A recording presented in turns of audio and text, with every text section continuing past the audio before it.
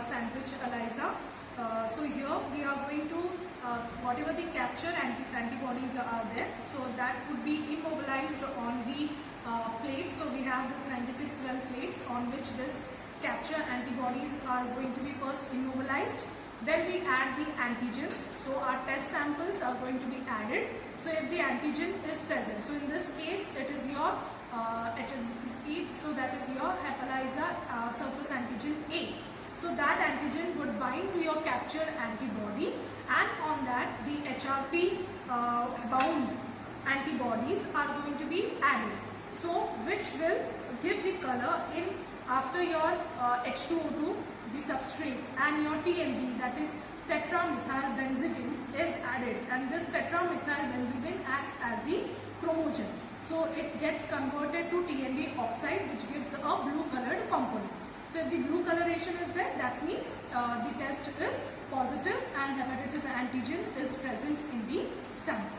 Okay, so let us now start. We will have positive control for us, and today I am going to take 3 different test samples, T1, T2 and T3.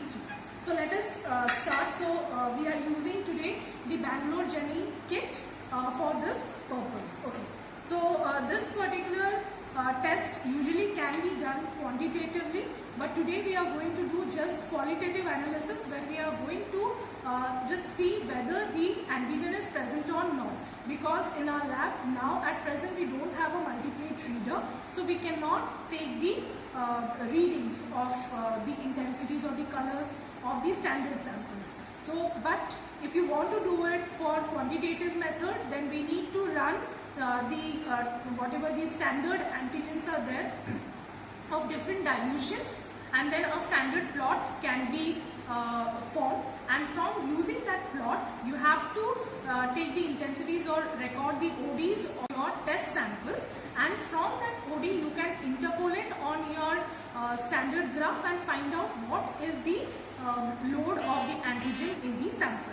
So quantitatively also this ELISA is possible, but today we are going to perform only a qualitative test. Just the absence or the formation of blue coloration is going to be observed. Okay, so let us start one by one. So let me show you what are the materials which are present with me today. So this is your standard antigen which is provided, so that would be helpful in your positive control.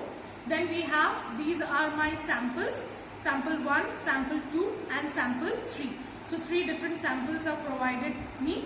Then we have, this is the capture antibody. So this antibody is going to be immobilized on the wells. And then we have, the antigens have to be used. After that, this is your antibody coated with HRP or antibody HRP conjugate, we call it.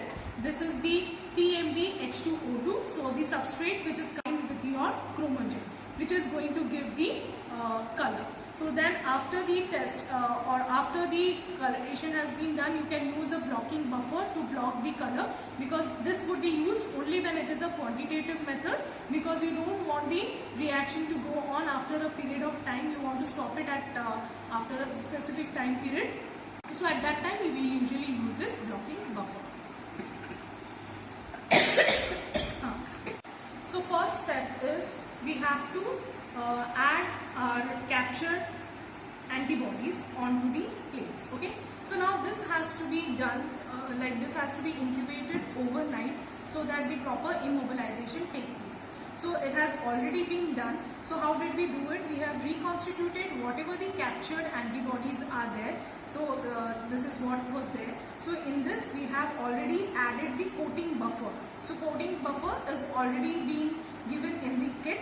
So this coating buffer is mixed with this. So 60 microliters of antibody with your 5.94 ml of this coating buffer has been added, and then from this 200 microliters of the this solution, this is your capture antibody, was added in all these all these wells. Okay, so now it has been already incubated overnight. So whatever the contents are there, these contents have to be tapped. It is being removed. Okay, so you have to tap it. So whatever the contents are there, it will be getting removed from this well. Okay, so when you are adding, So 200 microliters of this captured antibody has to be added in the wells, and it has to be shaken properly so that it is evenly immobilized onto the walls of your wells. Okay, so the entire wells.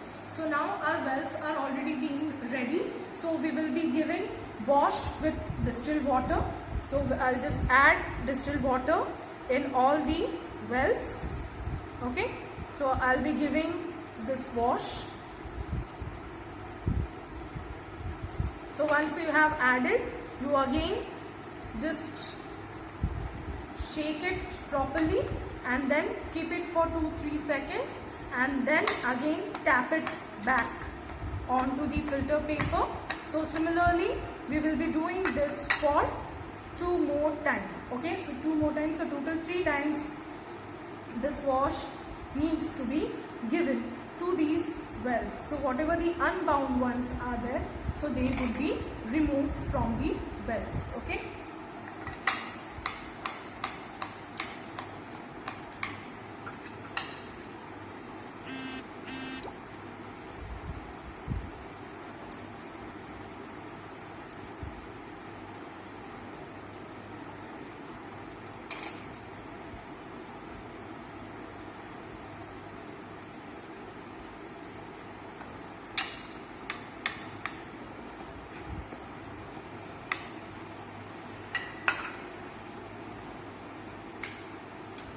Okay, so after this we have to add 200 microliters of this blocking buffer to all the wells.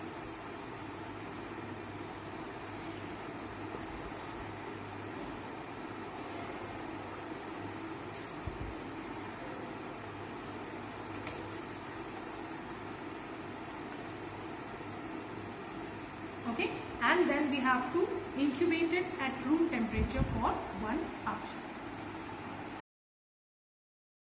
So we are back with our plate.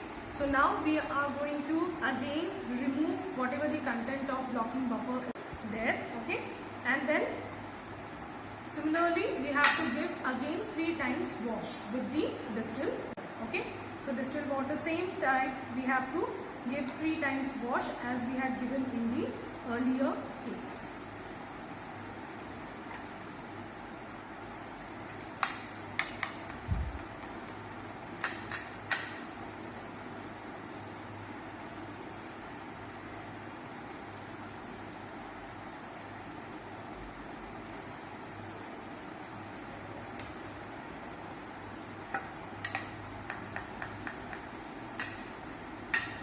Okay, so now let us move forward to the next step.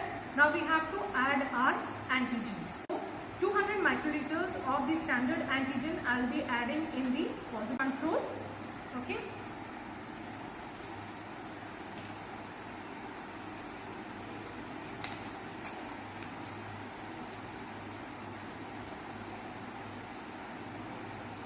So I'm running 2 duplicates for my positive control. So 2 times I have added the positive control.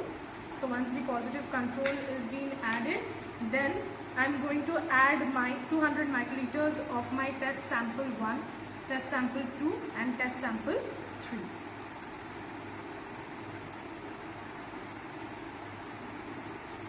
Every time we need to change the tip.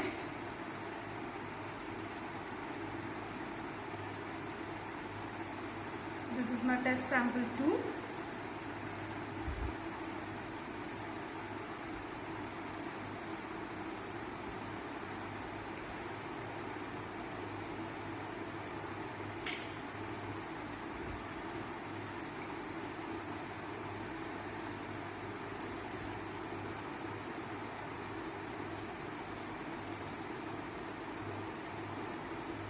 Okay, so once the antigens have been added, now we have to add this PST buffer. Okay, so PST buffer has like the antigens are also being diluted, or you can dilute the antigens if you want to go for qualitative analysis. Okay, so here we will be diluting it with the PST buffer. So 100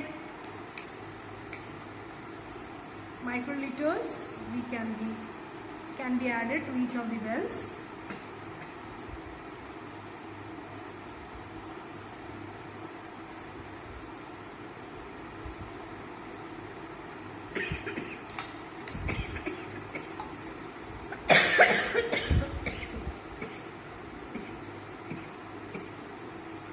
Okay, so once the addition has been done, just mix it well again, and now again this plate has to be incubated for 30 minutes at room temperature. So 30 minutes incubation is already been done. So let us now discard this entire content again. Okay, tap it a little so that all the content is removed. Once all the content is being removed, then again we will be adding 100 microliters of PSBT buffer in each of the wells, okay, to give a washing. Okay, so it has to be added and then kept for 3 minutes. Okay, so you can just again just move it clockwise, anti-clockwise, and then keep it for 3 minutes. Okay, so you can pause. 3 minutes are done, and I have repeated this step twice so that proper washing is being done. So now once this thing is done, so where your antigen has already been bound to the immobilized antibody, the next step is the addition of the antibody HRP conjugate.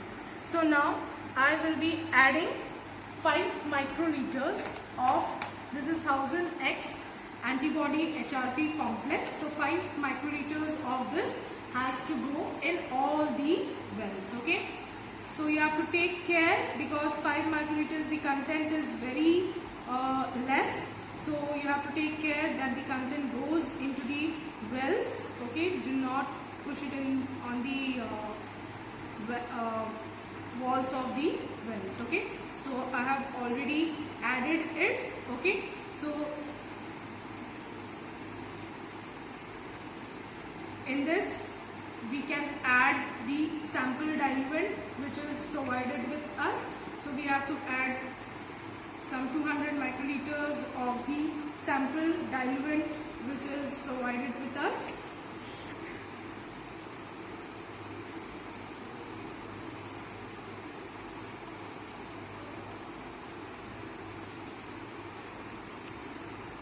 And again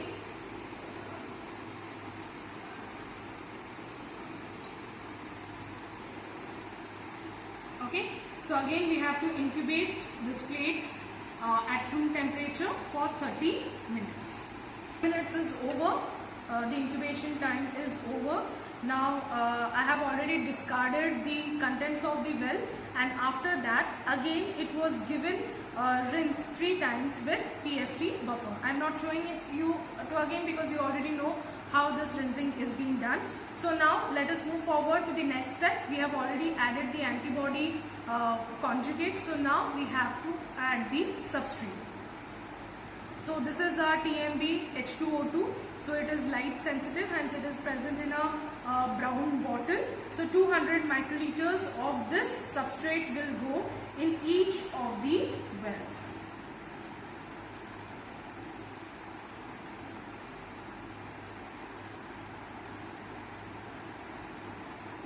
Okay, so in each of the wells we have already added. Again we have to incubate this for 10 minutes.